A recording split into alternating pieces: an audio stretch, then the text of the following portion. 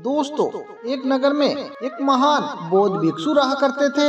वह बहुत ज्ञानी थे और वो बहुत ही शांत स्वभाव के थे और ये बात उनकी एक विशेषता मानी जाती थी। एक बार की बात है, बौद्ध भिक्षु नगरवासियों को उपदेश दे रहे थे। बौद्ध भिक्षु कह रहे थे कि शब्दों में जिंदगी बदलने की क्षमता होती है, शक्ति होती है। अपने शब्दों से जीवन बदलो।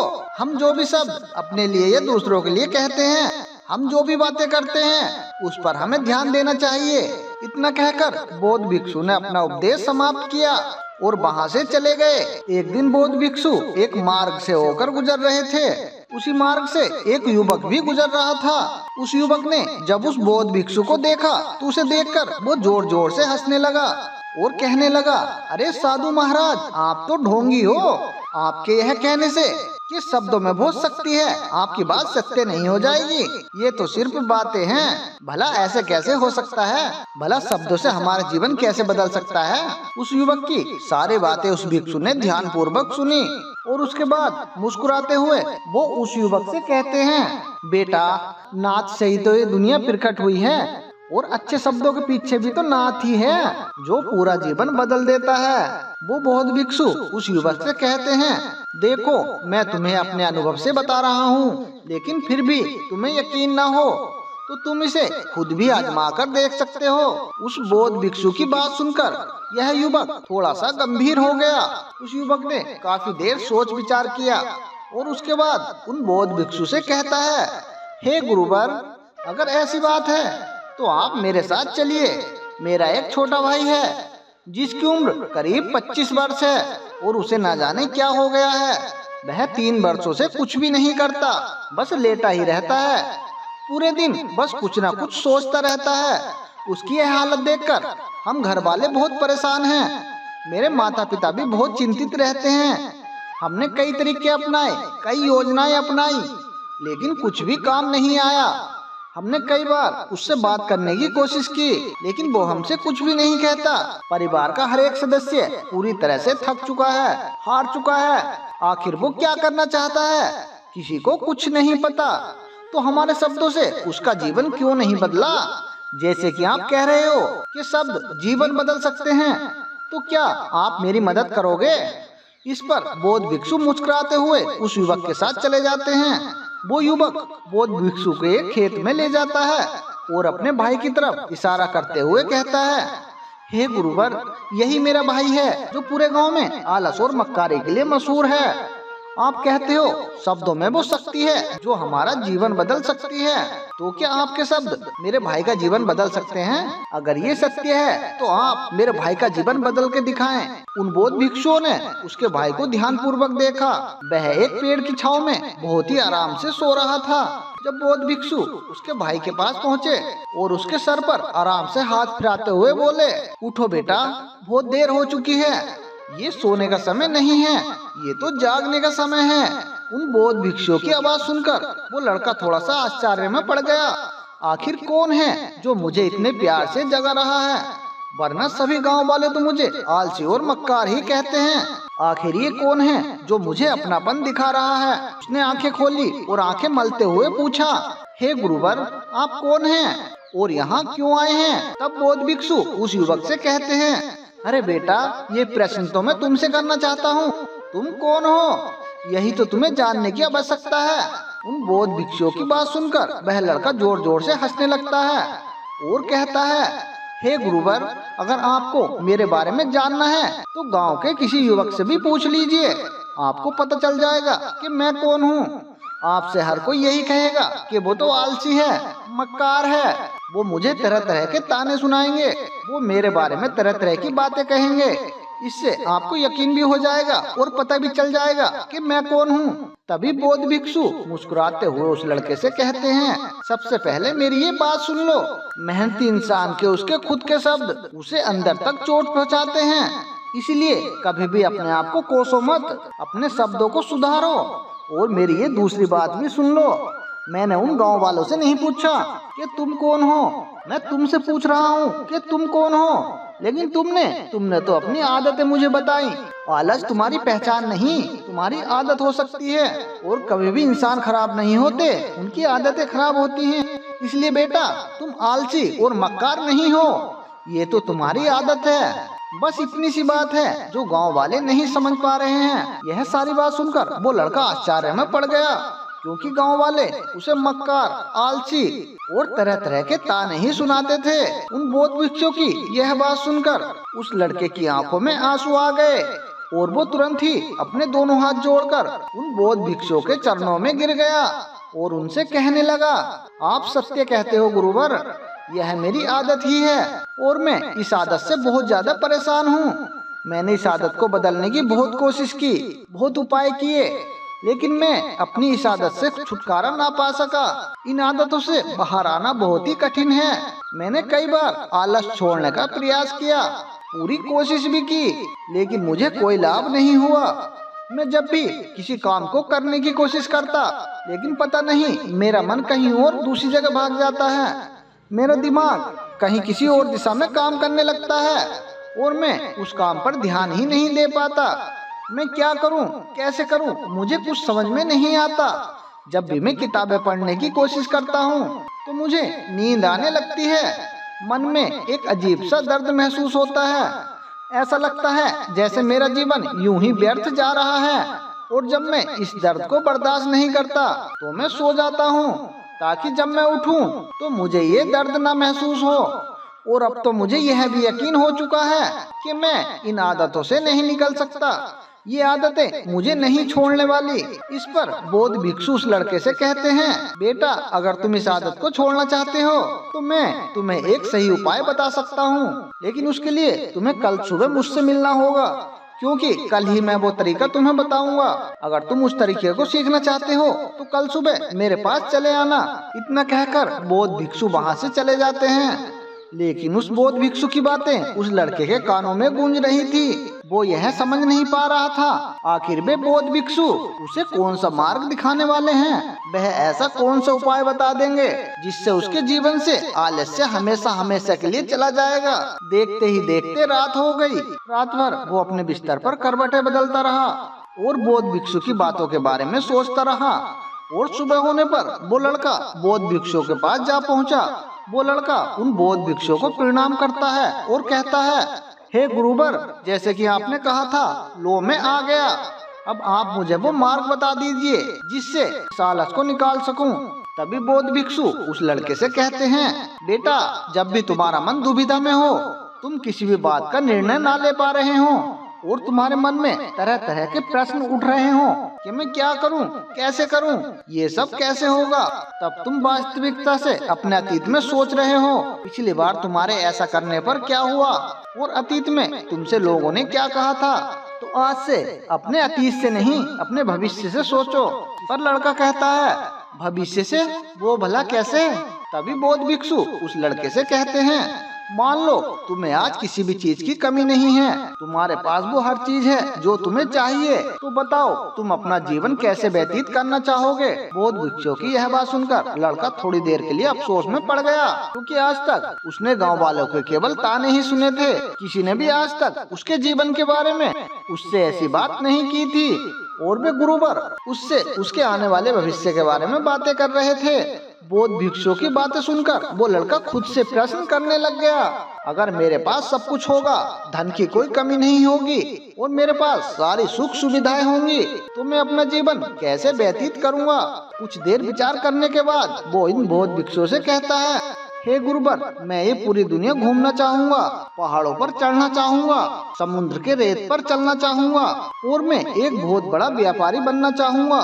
तभी अचानक उस लड़के का ध्यान टूट गया और वो उन बौद्ध भिक्षुओं से कहता है, परंतु हे गुरुवर, ये सब कैसे संभव होगा? केवल मेरे मात्र सोच लेने से ये सब पूरा नहीं होगा। उसके ऐसा कहते ही उसके अतीत में बीती हुई सारी बातें उसकी आंखों के सामने आने लगी और वो एक बार फिर से निराश होने लगा। और अब वो यह सोचने लगा कि मेरे पास तो पैसे ही नहीं है, तो मैं भला व्यापार कैसे कर सकता हूँ, ना ही मेरे पास व्यापार का कोई अनुभव है। ऐसी स्थिति में मैं भला यहाँ से कैसे निकल सकता हूँ। इस लड़के के इस बात का जवाब देते हुए बौद्ध भिक्षु उस लड़के से कहते हैं, बेटा हर रात तुम सोने से पहले अपना लक्ष्य एक कागज पर लिखो और सुबह उठकर सबसे पहले उस लक्ष्य को देखो और सोचो कि उस लक्ष्य को पाने के लिए तुम आज क्या कर सकते हो, और जो भी तुमने उस कागज पर लिखा हो उस कार्य को करने की उसी दिन मुमकिन कोशिश करो। इस पर वो लड़का कहता है, ठीक है, आप सच कह रहे हैं, मैं ऐसा ही करूँगा। लेकिन जब मैं ज्यादा सोचने लगता हूँ तो मेरा मन बेचैन होने लगता है और मन में तरह तरह के विचार उठने लगते हैं, और इन विचारों को शांत करने के लिए मैं सो जाता हूँ ताकि वे विचार मुझे परेशान ना कर पाएं। उस लड़के की बात का समाधान करते हुए वो बौद्ध भिक्षु उस लड़के से कहते हैं, बेटा, अपने अंतर्मन की चाल को पकड़ो, अपने शब्दों की मदद से एक नया भविष्य बनाओ। तभी लड़का कहता है, हे गुरुवर, आप क्या कहना चाहते हो, मुझे स्पष्ट रूप से बताइए। इस पर बौद्ध भिक्षु मुस्कुराते हुए कहते हैं, अरे बेटा, कैसे होगा, ये जो सवाल है ये सवाल नहीं, ये तुम्हारे अंदर का एक डर है जो तुम्हें कदम आगे बढ़ाने से रोक रहा है। अगर तुम हकीकत में देखो तो किसी को भी नहीं पता होता कि वो कार्य कैसे होगा, लेकिन एक इंसान जब दृढ़ निश्चय कर लेता है तो वह अपने उद्देश्य को सामने रखकर लगातार प्रयास करता रहता है और वह अपनी सफलता प्राप्त कर ही लेता है। तभी वो लड़का उन बौद्ध भिक्षुओं से कहता है कि हे गुरुवर, अगर ऐसी बात है तो मन में बार बार चिंता क्यों होती है। इस पर बौद्ध भिक्षु कहते हैं, बेटा, तुम्हें डर है कि तुम कमजोर हो, तुम्हारे अंतर मन में बैठा हुआ है कि तुम कमजोर हो, तुम किसी काम के नहीं हो, और यही कारण है कि तुम कोशिश करने से डरते हो, क्योंकि तुम्हारा अंतर्मन तुम्हें हमेशा रोकता रहता है। जब भी तुम कोई कार्य शुरू करना चाहते हो तुम्हारा मन तुमसे पहले ही कह देता है, इससे आगे मत बढ़ना, अन्यथा तुम हार जाओगे, और इसी कारण तुम्हें चिंता होने लगती है, तुम्हारा मन बेचैन होने लगता है। तभी वो लड़का कहता है, हे गुरुदेव, आपने जो कुछ भी कहा वो बिल्कुल सत्य है, कृपया आप ही मुझे बताइए कि मैं इस परेशानी से बाहर कैसे निकलूं। इस बात का जवाब देते हुए बौद्ध भिक्षु उस लड़के से कहते हैं, बेटा, इस समस्या का समाधान बहुत ही आसान और सरल है। तुमने देखा होगा कि हम अक्सर ही अपने आप को दोष देते रहते हैं, अपने आप को तरह तरह के अपशब्द कहते रहते हैं जो हमारे अंतर्मन में जाकर बैठ जाते हैं और वही हमें आगे बढ़ने से रोकते हैं, और इन शब्दों का हम पर बहुत गहरा प्रभाव भी पड़ता है, क्योंकि जैसा हम खुद से कहते हैं, जैसा हम अपनी पूरी भावनाओं के साथ सोचते हैं, वैसे ही हम बनते चले जाते हैं। इसलिए यदि तुम खुद को बदलना चाहते हो तो अपने मन को दृढ़ करो, अपने आप को अंदर से मजबूत बनाओ, क्योंकि हम जैसा खुद से कहते हैं, जैसा हम अपनी पूरी भावनाओं के साथ सोचते हैं, हम वैसा ही बनते चले जाते हैं। इसलिए तुम्हें अपने मन को नए नए संदेश देने की आवश्यकता है, जैसे कि मेरे शरीर का हर एक अंग, हर एक कण, हर एक हिस्सा, हर एक विचार शांति और ऊर्जा से भरा हुआ है। मैं दृढ़ संकल्प और आत्मविश्वास के साथ हर एक दिन के लक्ष्य को पूरा करता हूँ। मैं अपनी कमजोरी को अभ्यास में बदलता हूँ, चिंता को ध्यान में बदलता हूँ। मैं उत्साह और ऊर्जा से भरा हुआ हूँ। मैं लगातार अपने लक्ष्यों पर काम करता हूँ। ऐसे शब्द जब तुम खुद से कहोगे तो तुम अपने आप को शक्तिशाली महसूस करने लगोगे और तुम्हारी सारी चिंताएं खत्म होने लगेगी, क्योंकि यही शब्दों की ताकत है। वे तुम्हें वही बना देंगे जो तुम खुद से कहोगे। तुम जितनी भावनाओं के साथ यह वाक्य बोलते हो, उसे महसूस करते हो, उतनी ही भावनाओं से ये शब्द तुम पर असर करना शुरू कर देंगे। धीरे धीरे ये शब्द तुम्हारे मन और व्यक्तित्व का हिस्सा बन जाएंगे। लेकिन मेरी एक बात याद रखना कि तुम्हारा अंतर्मन इतनी आसानी से हार नहीं मानने वाला। जब तुम आगे बढ़ोगे तो मौका मिलते ही वो तुम्हें पीछे खींचेगा।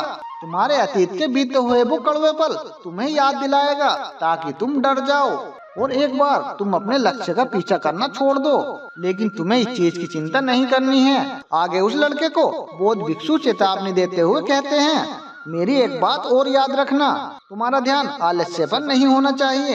तुम्हें एक नए भविष्य का आविष्कार करना है, एक नए व्यक्तित्व का निर्माण करना है। तुम्हारा पूरा ध्यान केवल इस पर ही होना चाहिए। उन बौद्ध भिक्षुओं की बात सुनकर वो लड़का कहता है, ठीक है गुरुवर, आप जैसा कहते हो मैं वैसा ही करूँगा। तभी वे बौद्ध भिक्षु उस लड़के से कहते हैं, बेटा, अभी तो मैं इस गांव से जा रहा हूँ, लेकिन कुछ सालों के बाद मैं यहाँ वापस आऊंगा। इतना कहकर बौद्ध भिक्षु वहाँ से चले गए और वह लड़का अपने घर लौट गया। लेकिन अब उस लड़के के मन में तरह तरह के विचार चल रहे थे। वह लड़का यह सोच रहा था, अगर मैं अपनी मनपसंद जिंदगी जीने लगूं अगर मैं दुनिया घूमने लगा, नए नए लोगों से मिलने लगा और अपनी पसंद का काम करने लगा तो मेरी जिंदगी कैसी होगी।